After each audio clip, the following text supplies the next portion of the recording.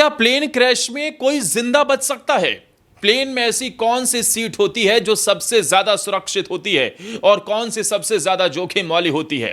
अहमदाबाद में हुए air India के सबसे भयानक प्लेन क्रैश के बाद यह सवाल हर कोई पूछ रहा है और इस सवाल का जवाब हम आपको इस रिपोर्ट में देने जा रहे हैं। नमस्कार, मैं हूं आपके साथ आदर्श तिवारी। और सबसे पहले बात एयर इंडिया का जो बोइंग 787 ड्रीम लाइनर है, जिसमें विदेशी नागरिकों समेत कुल 242 लोग सवार थे।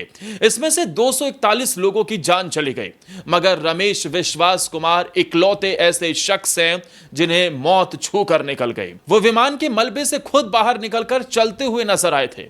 वो प्लेन की सीट नंबर 11A पर बैठे थे। रमेश का वीडियो भी सोशल मीडिया पर खूब वायरल हो रहा है। जानते हैं सारे सवालों का जवाब कि आखिर कौन सी सीट सबसे ज्यादा सुरक्षित होती है, कहां सबसे ज्यादा जोखिम होता है और रमेश कैसे मौत को छूकर आ गए। रमेश ने बाहर निकलते हुए जख्मी हालत में बताया कि टेक ऑफ के 30 सेकंड बाद ही प्लेन जबरदस्त आवाज के साथ क्रैश हो गया। मुझे होश आया तो मेरे अगल बगल लाशें ही लाशें थी। प्लेन के टुकड़े चारों तरफ बिखरे हुए थे। मुझे किसी ने उठाया और एम्बुलेंस में डाल दिया। मेरा भाई भी मेरे साथ प्लेन में सफर कर रहा था।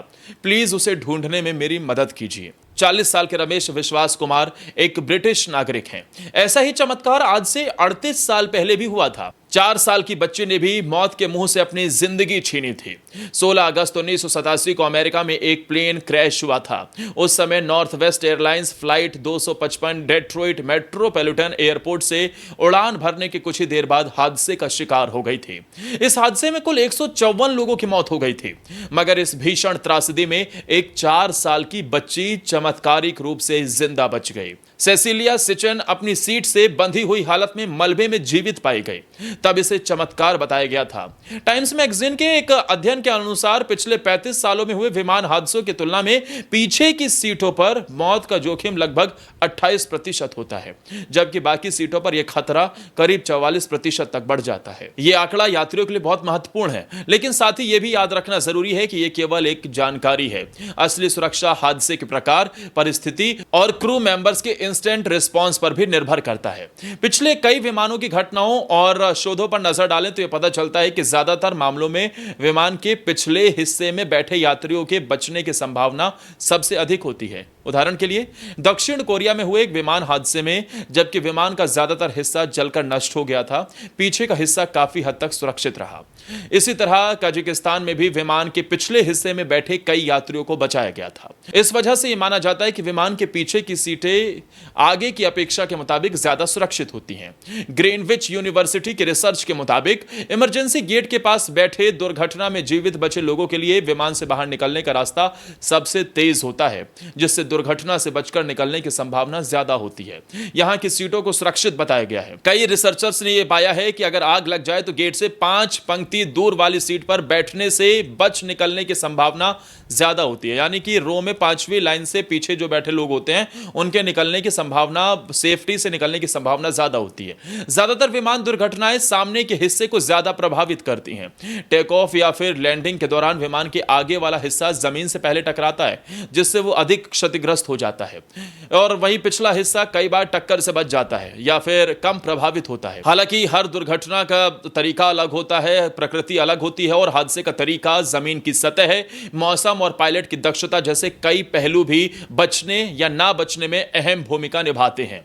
हालांकि विमान के पिछले हिस्से में यात्रियों के लिए कुछ असुविधाएं भी होती हैं, जैसे कि वहां वॉशरूम और लेग रूम की सीमित सुविधा होना और इमरजेंसी एग्जिट के पास होना। इसलिए कई यात्री इन सीटों को प्राथमिकता नहीं देते। वहीं विमान के बीच की सीटें सबसे असुरक्षित मानी जाती हैं, क्योंकि विमान के पंख यही होते हैं जिनमें फ्यूल टैंक होते हैं। दुर्घटना के समय इन सीटों के आसपास आग लगने या विस्फोट का खतरा सबसे अधिक रहता है।